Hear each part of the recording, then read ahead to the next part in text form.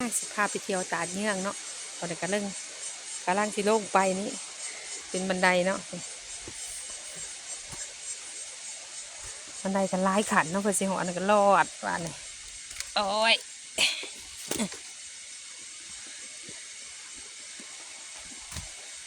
ชานดง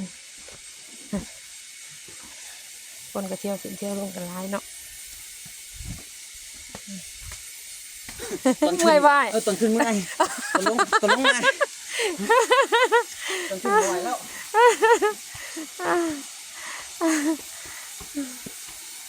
เมื่อยร้ายเมื่อยร้าย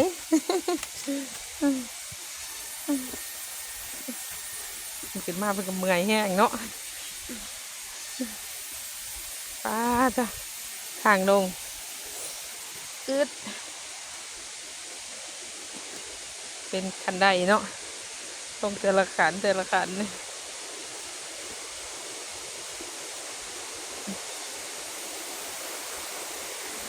คลิปนี้ก็สีเหงาจักหน่อย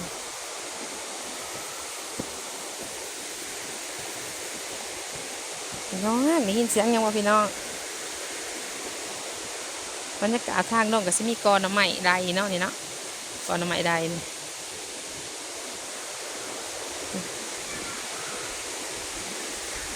ได้ยินเสียงยังบ่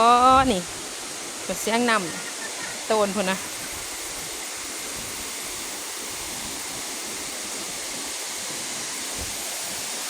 โอ้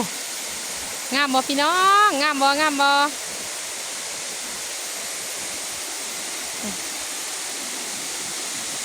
บรรยากาศพูนอันนั้นเป็นครอบครัวที่มาทำกันเนาะพากันลงดินน้ำอยู่รุม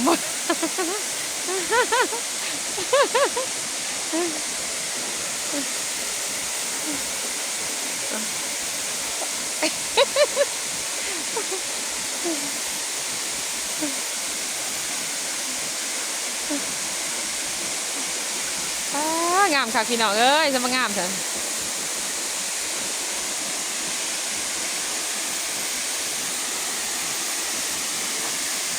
ปากซองแลนน้าวเนาะก็ที่มีบอลเที่ยวร้ายเนาะ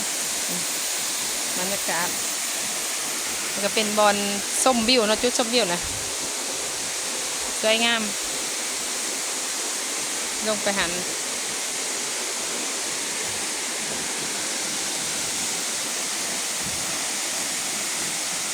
เพิ่งปากกระโดดดินน้ำค่ะบรรยากาศงามค่ะพี่น้องเอ้ยมาเด้อมาเที่ยวเล่าไต่เด้อ